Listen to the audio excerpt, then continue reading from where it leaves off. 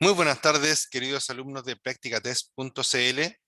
El día de hoy empezamos un nuevo ciclo, ¿cierto? Post 18, un nuevo ciclo de clases de preparación para la licencia clase C. El tema de hoy, ¿cierto? Será el tema 2 y que habla acerca del funcionamiento de la motocicleta. Dice, en esta unidad aprenderemos a conocer el funcionamiento de una motocicleta en su interior, hablando del motor, el chasis y el resto de sistemas que la hacen funcionar. También trataremos cómo realizar un buen mantenimiento de ruedas, neumáticos, frenos y espejos y cómo las fuerzas físicas inciden a la hora de manejar una motocicleta.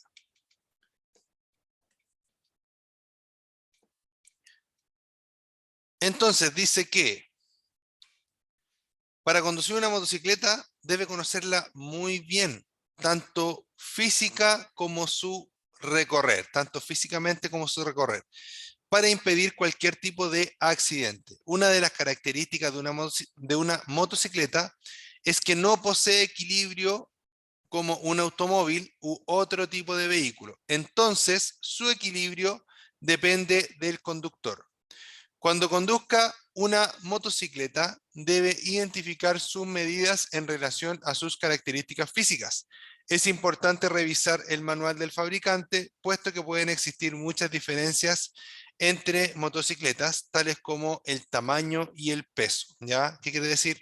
Esto quiere decir que usted, con manejar una moto, no significa que pueda manejar cualquier moto. ¿Ya? De hecho, en varios países el tema de las motos está, las licencias de moto, está dada para distintos tipos de cilindrada. ¿Ya? ¿Por qué? Porque es muy distinto manejar una moto 125 centímetros cúbicos a manejar una moto de 1000 centímetros cúbicos, ¿cierto? Sería peligroso, por ejemplo, que una persona pasara de 100 o 125 a una 1000 de inmediato. Lo ideal es ir subiendo, ¿cierto? Em, Pausadamente la cilindrada de la moto, de una 125 a una 300, de una 300 a una 500, de una 500 a una 600, 700 y después una 1000. Ya una cosa así. ¿Para qué? Para ir progresando, ¿cierto? De forma, como dijera, como de forma progresiva, ¿ya? Y no pasarnos de una moto chica a una moto grande que podría traernos algún tipo de inconveniente, ¿ya? Dice que es importante conocer el motor, también su tipo de mantenimiento. Debes conocer todo su funcionamiento, tales como qué tipo de amortiguación posee, tipo de lubricación y refrigeración, y acostúmbrese a verificar los frenos antes de iniciar la marcha. 2.1 dice, el chasis. El chasis o bastidor de la motocicleta es como el esqueleto del vehículo. Es donde se instalan la mayoría de los elementos. Los más importantes son la horquilla delantera y el brazo basculante. La horquilla va puesta al chasis por el cabezal de dirección a través de rodamientos o cojinetes. Habitualmente la horquilla delantera posee amortiguadores telescópicos, mientras que la suspensión se realiza gracias a la acción de un resorte del tipo tornillo o espiral, ¿ya? Entonces, en la parte delantera, la suspensión de la moto va a depender de esta horquilla, que comúnmente está compuesta, ¿cierto?, de dos amortiguadores telescópicos que en su interior llevan un espiral, ¿ya? Es parecida, digamos que es parecido al sistema del de un auto, solo que distintas dimensiones y distinta organización de los elementos elásticos y de amortiguación, ¿ya? Podríamos decir que en un auto el amortiguador va dentro del espiral, ¿cierto?, por lo menos en las ruedas delanteras, y en una moto el espiral va dentro del amortiguador, ¿ya? Podemos hacer una comparación así, ¿ya? Eh, También podemos hablar del brazo basculante. El brazo basculante en la parte trasera de la motocicleta es la porción de metal, ¿cierto?, que sostiene la rueda trasera y que, como su nombre lo dice, bascula o se mueve, ¿cierto?, para poder amortiguar las imperfecciones del camino. ¿ya? El basculante mantiene la rueda y la suspensión trasera. Y al basculante se une la suspensión, que en la mayoría de los casos, normalmente en la actualidad, se trata de una suspensión del tipo monochoc, ¿cierto? Que tiene solo un elemento de suspensión en la parte trasera, y también hay algunos que tienen dos elementos de suspensión en la parte trasera. Ya eso depende de la tecnología que tenga la moto. Esta suspensión trasera dice que consta por lo general de resortes en espiral y amortiguadores telescópicos.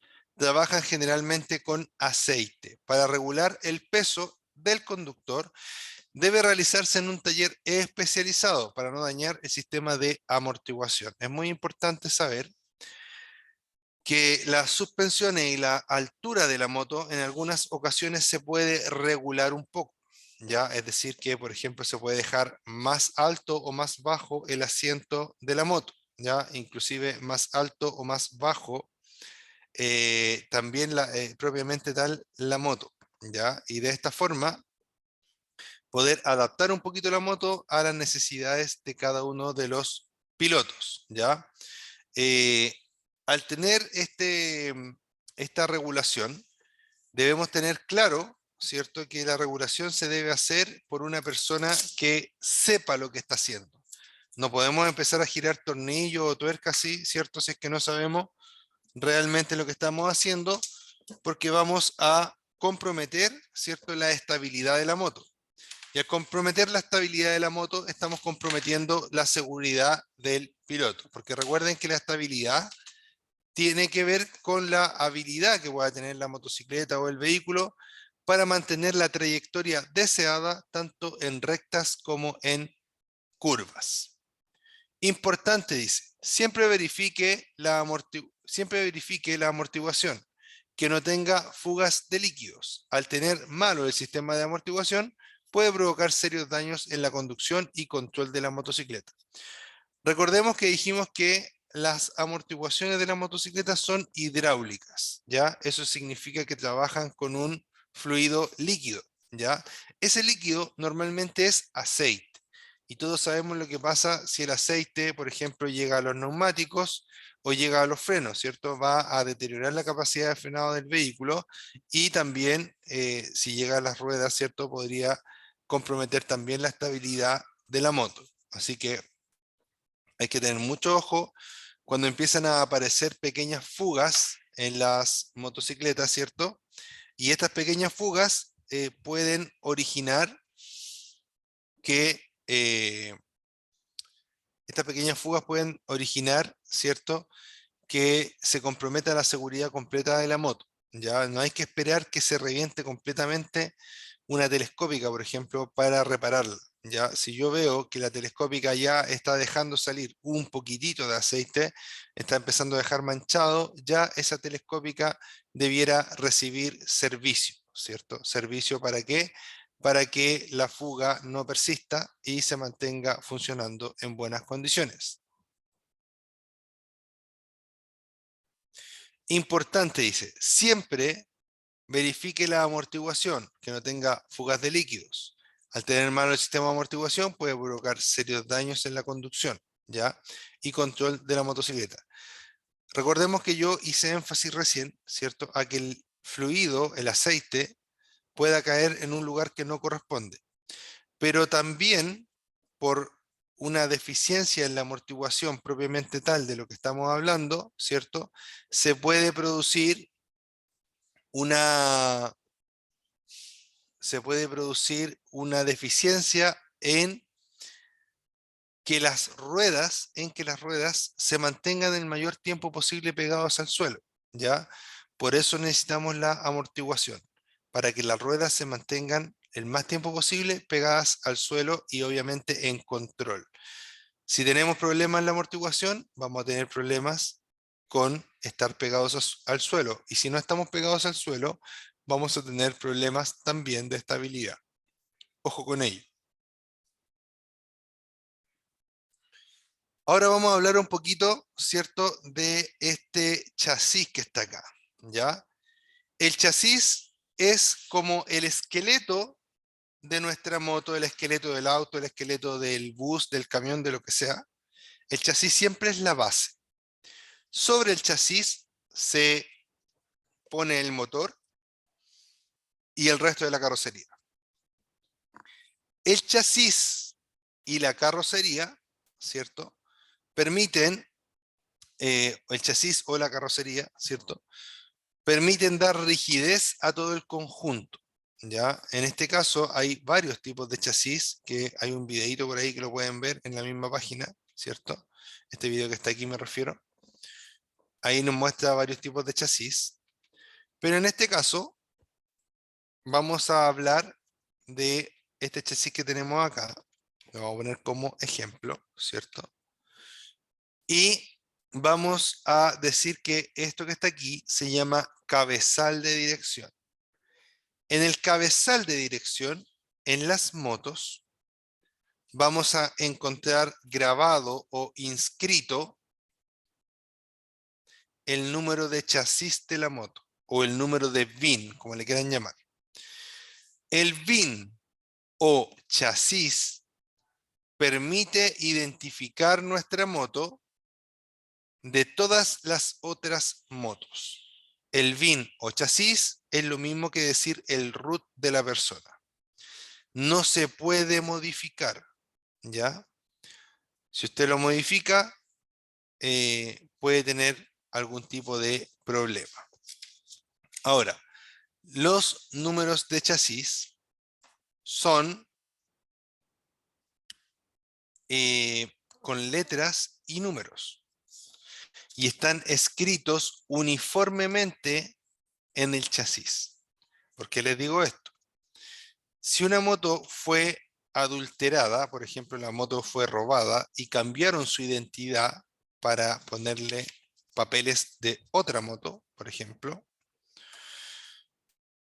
ese número de chasis va a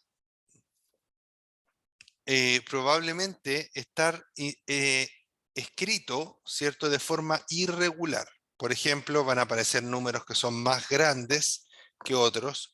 Va a aparecer algún número que esté chueco, ¿ya? Entonces, cuando vamos a comprar una moto, sobre todo si es usada, debemos ver que el número de chasis esté bien, ¿ya? Que el número de chasis esté correcto. Entonces, si yo tomo este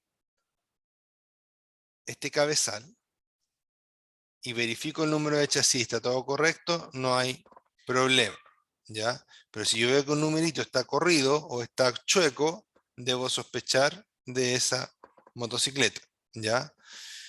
En el cabezal de dirección va unido, ¿cierto?, la suspensión delantera. La suspensión delantera hace que podamos, ¿cierto?, girar la rueda delantera y este va a ser el pivote, ¿ya? Entonces en esta zona de acá va a ir puesto, ¿cierto?, la horquilla delantera y la rueda delantera.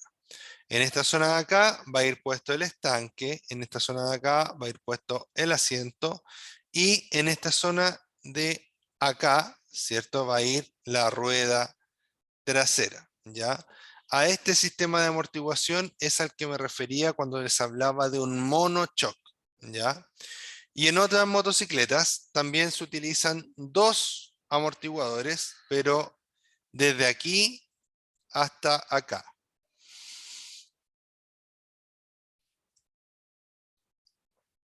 Perdón, ¿ya? Desde aquí hasta acá. Obviamente esos chasis son más rectos, ¿cierto? Son otro tipo de chasis. Pero a grandes rasgos, ¿cierto? Esa es la diferencia entre las suspensiones traseras de las motos. Y diferencias entre suspensiones delanteras de moto, principalmente es que algunas suspensiones de las delanteras, algunas son tradicionales y otras son invertidas, ¿ya? Que en el fondo el tubo que se desliza por dentro de la suspensión va en la parte superior en las tradicionales y el tubo que se desliza por dentro de la suspensión en las invertidas va en la parte inferior.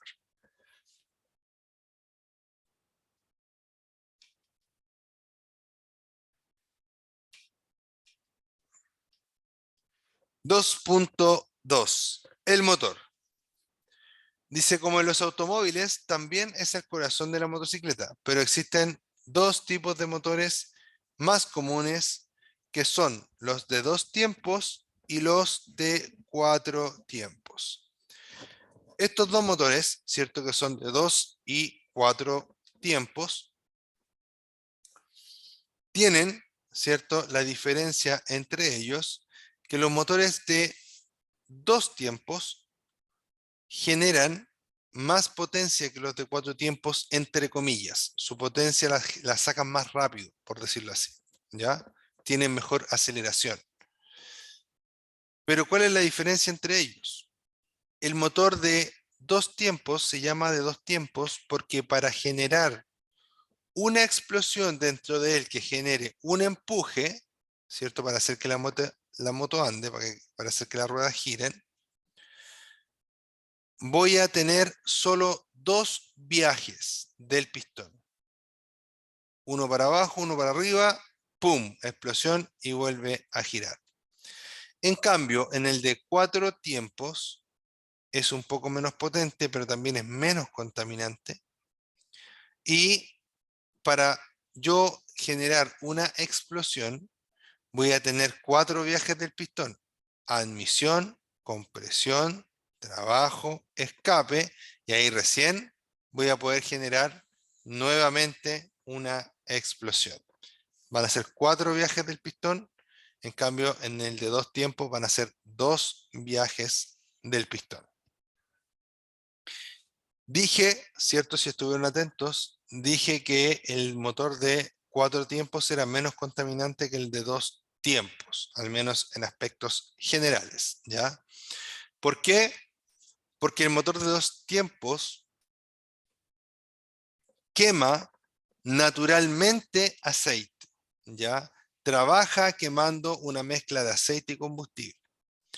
Sin embargo, el motor de 4 tiempos tiene el aceite totalmente separado del combustible y solo quema combustible. Por ende, las emisiones son más bajas y son menores.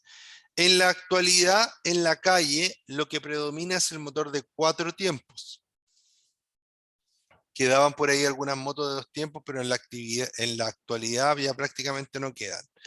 ¿Para qué se utilizan las motos de 2 tiempos que se fabrican actualmente? Principalmente para deportes, ¿ya? Las motos que hacen trial, ¿ya?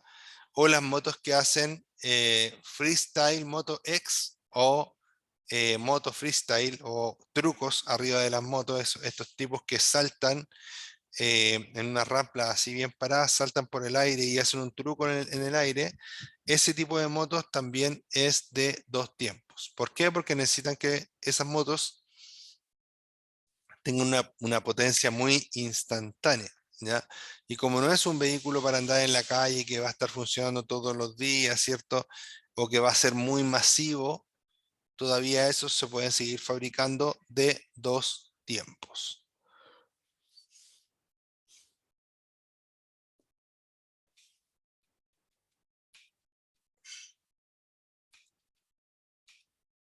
Sistema de lubricación. Dice, en los motores de 4 tiempos tiene un sistema de lubricación independiente, como ya lo habíamos dicho.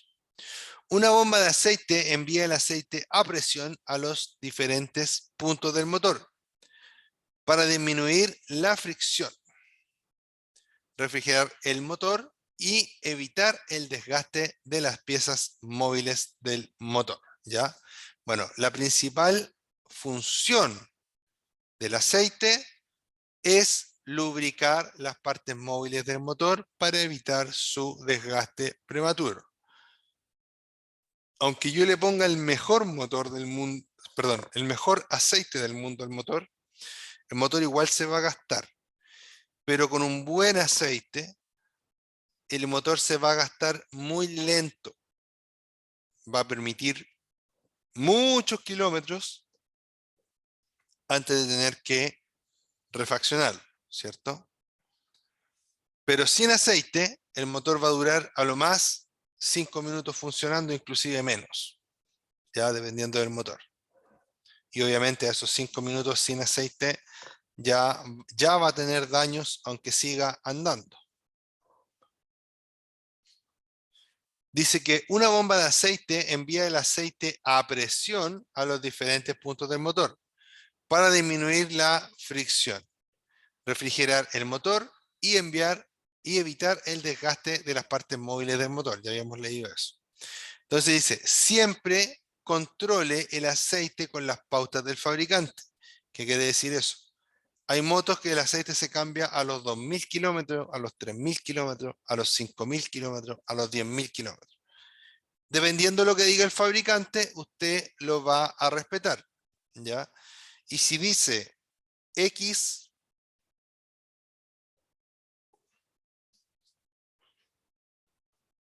perdón, me está dando sueño, perdónenme. Entonces, si dice siempre controle las pautas de aceite con el fabricante. Si dice cada 3000, cada 3000, cada 10.000, cada 10.000. Y si dice tal aceite, ¿ya? Y después dice también que en un motor de 2 tiempos el combustible se mezcla con el aceite para su funcionamiento. Otra cosa muy importante es que el sistema de lubricación, ¿ya? Otra cosa muy importante es que el sistema de lubricación, su principal función, como les dije, es lubricar, evitar el desgaste, controlar el roce, ¿ya? Como lo quieran llamar. Pero también refrigera, ¿ya? También sirve para refrigerar, pero no es su principal función. Su principal función es lubricar, ¿ya?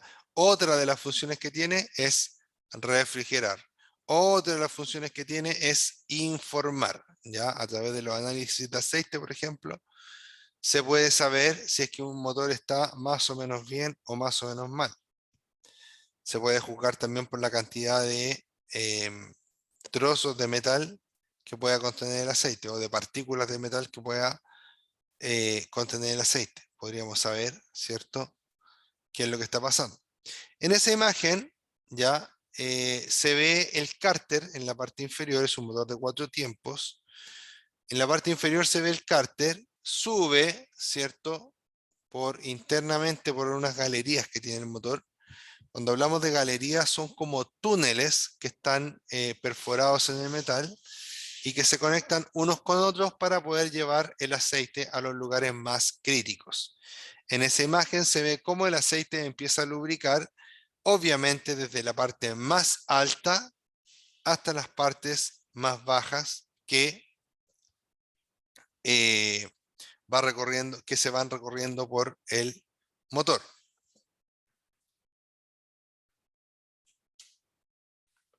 Ahora vamos a hablar un poquito del sistema eléctrico. La batería. Dice, la energía eléctrica para las luces procede de la batería. La batería contiene ácido sulfúrico que es corrosivo y por lo tanto peligroso para la piel. Al entrar en contacto con la ropa, también puede destruirla. Si falta líquido en la batería, póngale únicamente agua destilada. Agua destilada. Algunas baterías no necesitan mantención. En la actualidad, la mayoría de las baterías son de libre mantenimiento, es decir, que no necesita que tú las mantengas, no necesitan nada. Simplemente tú la compras, la activas, la instalas en la moto y la usas hasta que se echa a perder. Los fusibles son parte del mismo sistema eléctrico y tienen la misión de impedir el recalentamiento o incendio de los cables. Aquí vamos a poner un punto súper importante, que tiene que ver, ¿cierto?, con los fusibles. ¿Qué son los fusibles? Los fusibles son elementos destinados a la protección de los circuitos eléctricos de la temperatura. Cuando se produce un cortocircuito, pasa mucha corriente por un determinado lugar, ¿cierto?, por una línea, por un cable, Y como pasa mucha corriente, se produce mucha temperatura y esa temperatura termina por quemar los cables y destruirlos. Para eso son los fusibles. Para que nunca, nunca, nunca, nunca, nunca nos pase esto, ¿ya? Como, por ejemplo, si yo voy en la moto, ¿cierto? Y de repente se me para, voy andando, ¿cierto? Se paró la moto, no quiso andar más. Lo que va a pasar, ¿cierto? Es que lo más probable es que me vaya a revisar los fusibles. Si yo voy a revisar los fusibles y me doy cuenta que hay un fusible que está quemado, ¿cierto? Que está volado, le dicen en algunos otros países, pero acá le decimos que está quemado. Este fusible, ¿cierto? Va a proteger el sistema, o ya en realidad ya protegió el sistema, y por eso está quemado. Porque probablemente en el sistema se produjo en algún momento un cortocircuito, y ese cortocircuito elevó la temperatura de toda la línea, pero el fusible está programado para cortarse antes de que la línea tenga problemas, ¿ya? Y es por eso que es tan importante que usted pueda usar el fusible que le corresponde a su moto en el lugar que le corresponde. Si yo tengo un espacio que tiene un fusible de 10 amperes, debo tener siempre fusible de 10 amperes en ese mismo espacio. Si tengo otro espacio en el que tengo un fusible de 20 amperes, tengo que ahí poner fusibles de 20 amperes. No son intercambiables, no puedo poner el 10 en el de 20 y el de 20 en el de 10. ¿Por qué? Porque no va a funcionar el sistema de la misma forma y no voy a estar protegiendo el sistema de forma adecuada. ¿Ya? Existen dos formas en las cuales un fusible puede quemarse o fallar. Una falla a la que yo normalmente le llamo permanente y una falla a la que le llamo esporádica. ¿Ya?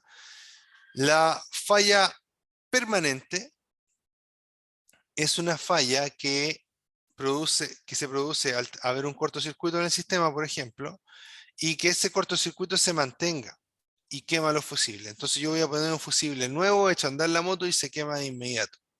Esa es una falla permanente. La única solución para ello es buscar la fuente de la falla, es decir, buscar dónde está el cable positivo que está haciendo contacto con uno negativo de forma inadecuada. Arreglar esa situación y luego cambiar el fusible, echar a andar y no voy a tener problema. Nunca debo poner un fusible de mayor capacidad para que aguante más, porque lo que voy a estar haciendo es que no se queme el fusible, pero se terminen quemando todos los cables o la instalación eléctrica. En cambio, cuando la falla es esporádica, puede ser que pase por un hoyo, por ejemplo, y un cable positivo se pega con un cable negativo, se tocaron y se soltaron. Al momento que se tocaron, se quemó el fusible y luego se soltaron. Entonces ahí yo voy a ver que un fusible, por ejemplo, de 10 amperes está quemado, ¿cierto? Lo voy a sacar, voy a buscar otro fusible de las mismas características, también de 10 amperes, y voy a poder instalar uno nuevo, ¿cierto? Un fusible nuevo. Voy a echar a andar la moto y aquí no voy a tener ningún problema porque ya el fallo, el cortocircuito no está. Porque se dio solamente en un momento en el cual la moto se sacudió muy fuerte, por ejemplo.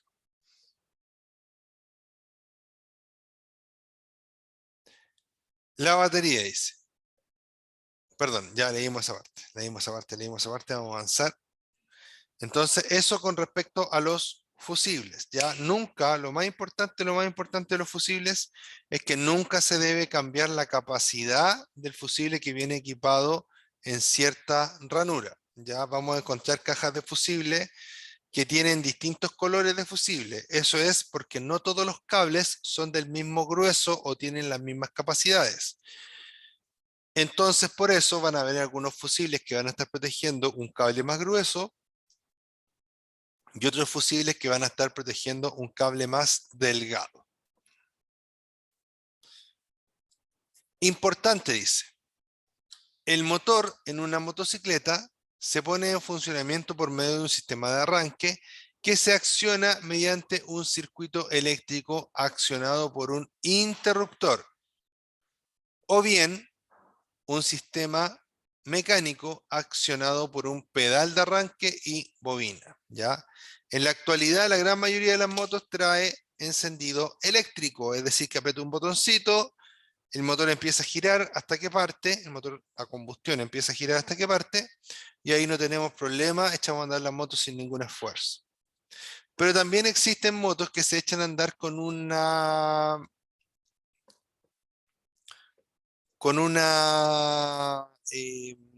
pedal, perdón, se me había ido esa palabra, con un pedal de arranque o le llaman una pata de arranque. Nosotros apoyamos nuestro pie en esa pata de arranque y la pisamos con fuerza y ese impulso hace que el motor internamente gire y pueda partir. Ya ahí les recomiendo tener mucho cuidado porque muchas veces hay accidentes relacionados a estas patas de arranque para las motos. Si pueden comprarse una moto que tenga arranque eléctrico con motor de partida, es lo más recomendable.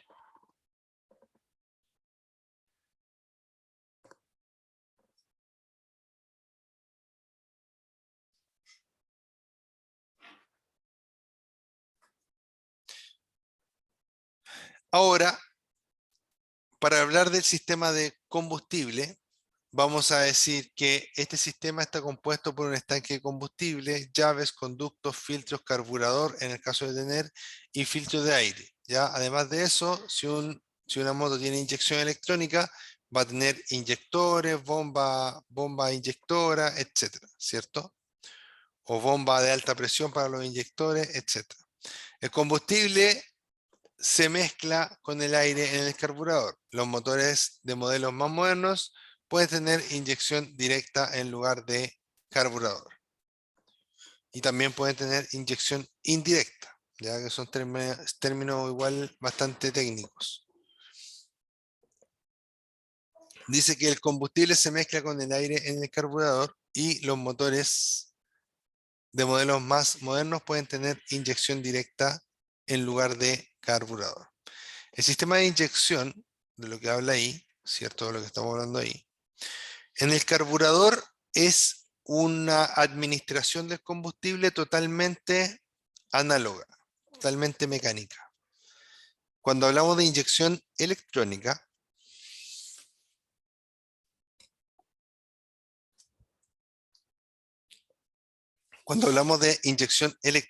estamos hablando de ya integrar sensores y un computador para lograr que la inyección sea lo más precisa posible, lo más limpia posible, lo más económica posible y lo más potente posible.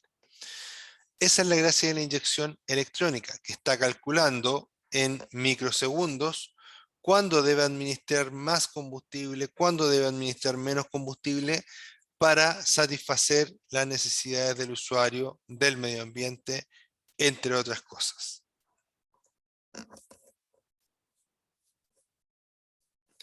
Importante, dice, cuando vea humo visible en su motocicleta es porque existe una mala combustión en el sistema. Las motocicletas podría tener una llave de paso situada en el depósito de combustible y el motor para regular el paso de la gasolina, ¿ya? En el caso de los humos, ¿ya? Cuando nosotros vemos humo negro saliendo de una moto, es porque estamos quemando demasiado combustible. Eso puede pasarle a una moto con inyección o a una moto con carburador. Si eso pasa, tenemos que obviamente llevarlo a un mecánico competente que pueda decir la razón de por qué, ¿cierto? Decir y reparar, ¿cierto? Este problema de por qué está tirando tanto combustible o no está quemando bien el combustible. Otra cosa importante es que cuando tengo humo azul es muy probable que yo esté quemando aceite. Y lo mismo que en el caso anterior, debo buscar a alguien que pueda ayudarme a terminar, ¿cierto? Ese problema. ¿Ya?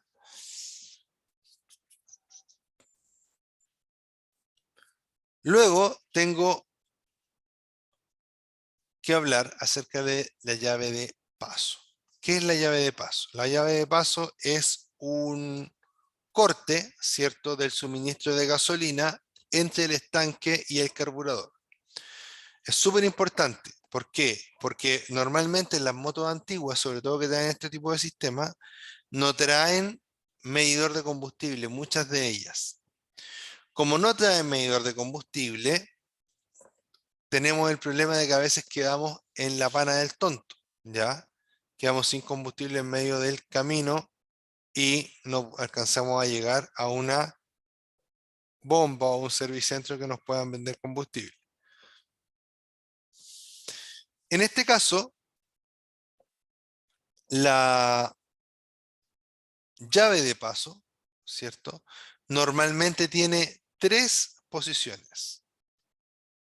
Estas tres posiciones hablan de tener, ¿cierto?, una posición apagada, una posición encendida y una posición res, ¿ya?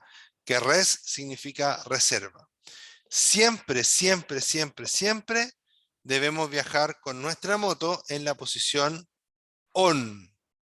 Y en caso de que la moto se nos parara, porque no le echamos combustible, no alcanzamos a echarlo, se nos olvidó echarle combustible, lo que va a hacer la moto es que se va a detener y cuando nos detengamos, ¿cierto? Nos vamos a tratar de poner en un lugar seguro, obviamente.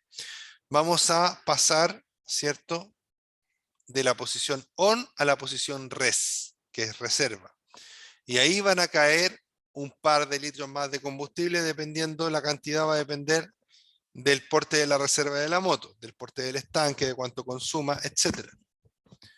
Pero el tema es que siempre vamos a tener algunos kilómetros más para poder buscar una bomba y cargar combustible nuevamente para no quedar, ¿cierto?, tirados, como se dice. Hablando del sistema de escape, les voy a comentar que los escapes modernos de las motocicletas modernas mantienen en su interior un sistema catalítico. Quiere decir esto que transforman los gases de escape altamente nocivos en gases menos nocivos y que también, ¿cierto?, este tipo de escape posee un silenciador. Entonces los quiero invitar a tomar una sabia decisión cuando compren sus motos, ¿cierto? Y tratar de que si van a cambiar el escape, que sea un buen sistema de escape y que no sea estos escapes ultra baratos que venden en algunos lugares por ahí en el centro, ¿cierto? ¿Por qué? Porque los escapes baratos duran bastante poco, ¿ya? Y la verdad que tampoco tienen un gran sonido. Entonces, muchas veces las personas, los motociclistas buscan cambiar el escape, le cambian su escape original, que normalmente es de buena calidad, ¿cierto?, por un escape de dudosa calidad y terminan al final siempre arrepintiéndose, además de que la cantidad de ruido que produce una moto sin su silenciador es muy alta, por ende es muy probable que tenga problemas con los vecinos para poder, ¿cierto?, llegar a la casa, sobre todo cuando es tarde o cuando es muy temprano en la mañana. Entonces, si van a cambiar el escape, cámbienlo, pero por uno que sea de muy buena calidad. Y ojo que al cambiar el escape podríamos llegar a tener problemas, ¿cierto?, en una planta de revisión técnica también. Con respecto a los sistemas de refrigeración, tenemos principalmente dos: los sistemas de refrigeración por agua y los sistemas de refrigeración por aire. ¿Cómo sé que una moto es refrigerada por agua? Muy fácil, porque las motos refrigeradas por agua presentan un motor con una estructura exterior bastante lisa, ¿ya? Fíjense que acá es liso, el motor va ahí abajo también es liso. Pero un motor refrigerado por aire tiene estas rayitas, ¿ya? Siempre va a tener estas rayitas un motor refrigerado por aire. ¿Por qué? Porque estas rayitas ayudan al motor y a los cilindros a que el aire interactúe mejor con ellas y de esta forma, ¿cierto?, logramos refrigerar mucho más nuestro motor, ¿ya? Mucho más que si no tuviera las aletas, ¿ya? Pero normalmente lo más eficiente para refrigerar un motor es, ¿cierto? Lo más eficaz al menos, es la refrigeración líquida,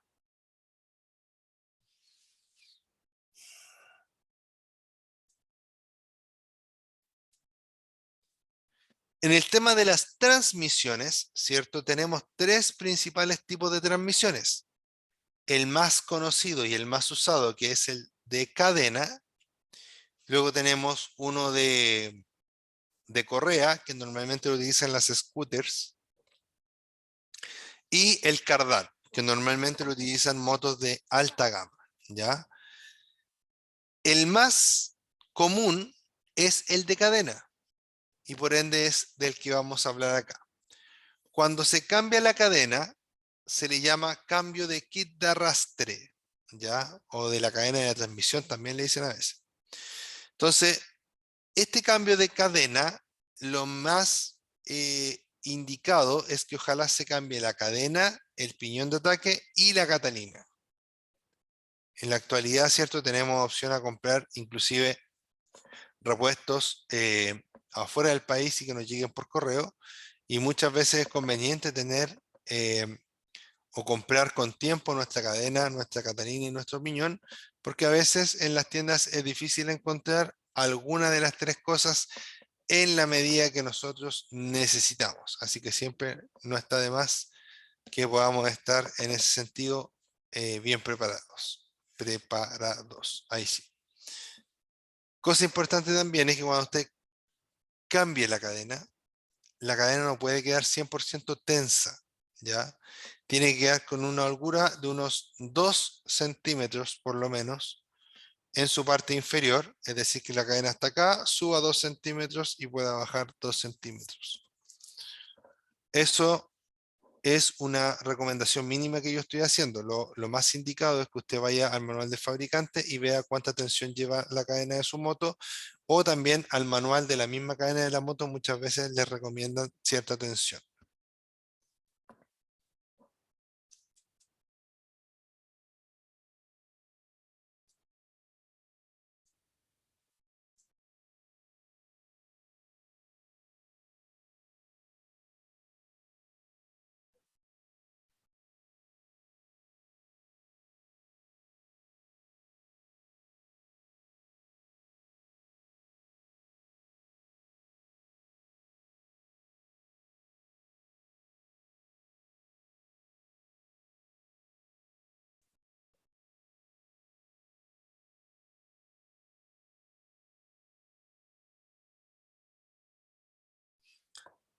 Vamos a hablar un poquito de las luces. Dice, las luces son importantes porque no solo permiten que usted pueda ver, sino que también porque permiten hacerse visible para el resto de los usuarios de la vía. Hay sistemas que incluyen las luces LED y luces de descarga de gas. Importante. Siempre debe mantener encendidas sus luces fijas. Cuando cambie una ampolleta quemada, reemplácese por de similares características. La legislación establece para los vehículos motorizados de 2 o 3 ruedas la obligatoriedad de tener las siguientes luces. Parte delantera. Las luces que van en la parte delantera, por ley, deben ser las siguientes. Un foco que permita proyectar las luces bajas y altas de color blanco o amarillo. Parte trasera. Luz roja fija, luz de freno y 2 luces destellantes de viraje.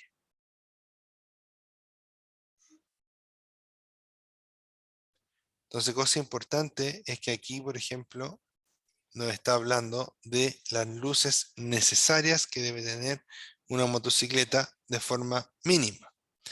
También se exige en la legislación vigente que la circulación de las motocicletas, motonetas, motos, para todo terreno de 3 o 4 ruedas y otros vehículos motorizados similares de 2 o 3 ruedas se efectúe en las siguientes condiciones: con elementos reflectantes laterales de color ámbar en ambos costados de los ejes delanteros, de color rojo en ambos costados de los ejes traseros y de color rojo en la parte trasera del vehículo. ¿Ya? Entonces, según la legislación, de esta forma, como está en esta moto, debiésemos tener equipado, ¿cierto?, nuestra moto para poder ser más visibles y tener menos probabilidades de tener algún tipo de accidente. Importante, dice. Los vehículos cuya solicitud de inscripción en el Registro Nacional de Vehículos Motorizados se haya realizado o se realice con posterioridad al 1 de septiembre del 2001 deben contar con un sistema que encienda automáticamente y mantenga encendido el foco delantero cada vez que la moto sea puesto en marcha, ¿ya? Si bien es cierto esto para las motos del año 2002 en adelante, ya motos que sean año 2002 en adelante, es súper importante o sería súper útil, ya y también importante que si yo tengo una moto más antigua que no tiene esta función, yo se la pueda incluir. ¿Por qué? Porque hace que la moto sea más segura y porque no es tan complicado poder hacerlo. Un eléctrico promedio podría hacer esta instalación, ¿cierto? Para que esto quede en muy buen estado, ¿ya? Estimados alumnos, eso es por la clase de hoy. Les agradezco mucho que hayan visto esta clase. Les mando un abrazo, espero que estén muy bien y nos vemos mañana en una nueva clase a las 15:15, totalmente en vivo y en directo. Les mando un abrazo, cuídense mucho, nos vemos. Chao, chao.